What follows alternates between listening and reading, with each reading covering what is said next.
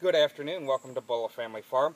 I'm Colin Bulla. I am one of the proprietors of our little establishment here, or established farm. And I'd like to take a moment to just speak about our shiitake mushrooms.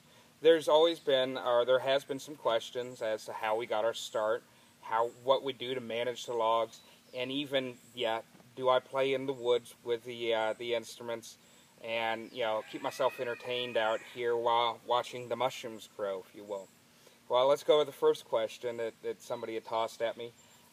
We started our farm last spring, with a study that North Carolina A&T has taken upon itself with a gentleman named Dr. Rahman to do a study on types of woods that were viable for an alternative crop growing mushrooms here in North Carolina. I think I got that right.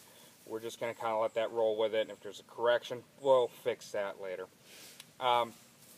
As such, my wife did a morning or day-long kind of workshop at our local ag extension office where we cut some logs for her here on the property. She went to the workshop over at the Ermesee Lomax Farms here in Cabarrus County, North Carolina. They inoculated some logs with spawn and did the whole process from start to finish, and then brought them back here. Upon which time my wife informed me that we were going to start a 200 log mushroom farm. Yeah, so I wasn't completely enrolled in it at the time. Several of our friends know this. Along comes a few months later, things change, and now I've got a lot of time to sit outside and look at these guys and started learning. So I started self-teaching myself after getting really enrolled when we had a huge crop in fall, and I had nothing to do with it except for keep cutting it and cutting it and cutting it, and I eventually started drying the mushrooms, and we're still eating them from that time period. So, flash forward to now, I've been self-teaching myself about these mushrooms. There isn't exactly a school of mushrooming. It's a hands-on learning experience. We are continuing to inoculate logs and grow them, grow our farm out as such, and we found that there's certain types of log that work better than others for a quick grow and a healthy grow, and there's some that are better for a long term, but both produce good results. Our favorite one right now is the poplar, the sweet gum, some people a gumball, whatever it is.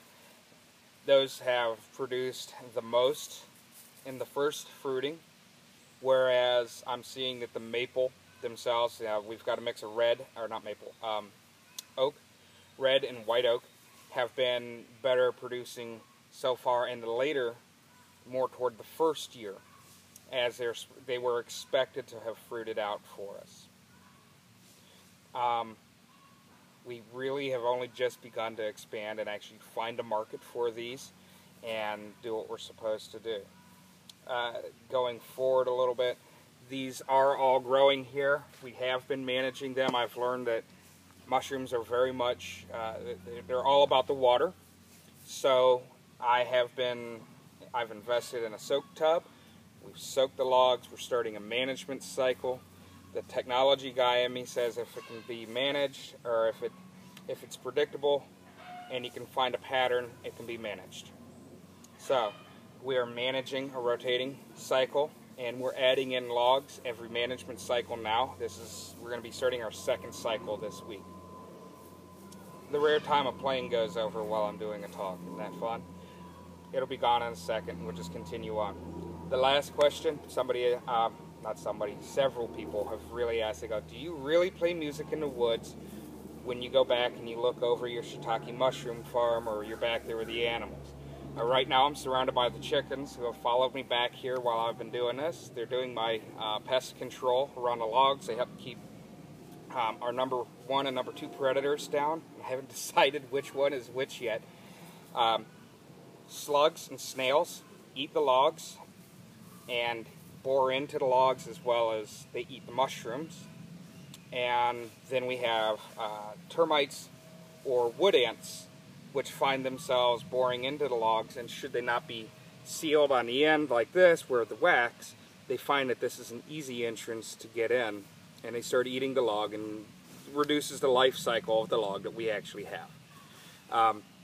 Our goal is to try and keep the logs between a 4 to 7 year cycle, depending on how big it is, and we run between 3 to 7 inch, 8 inch logs, anywhere from about 2 foot to 4 foot in length, depending on what's available when people make cuts and are wanting to dispose of wood, fresh wood. So there you go, that answers that question. The last question, do I play music in the woods out here with my mushroom farm and with my animals? Absolutely I do. Absolutely. It's one of the more stress relieving things that I find that I do. It allows me to think.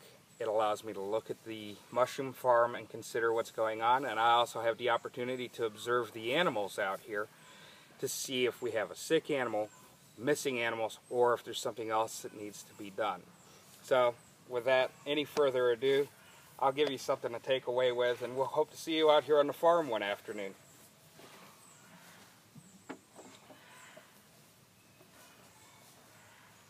Hope you guys like playing around.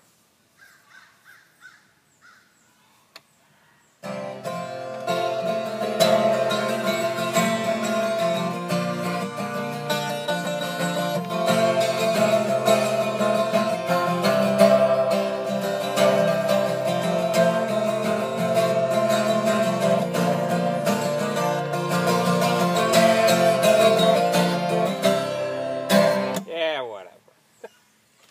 You get it.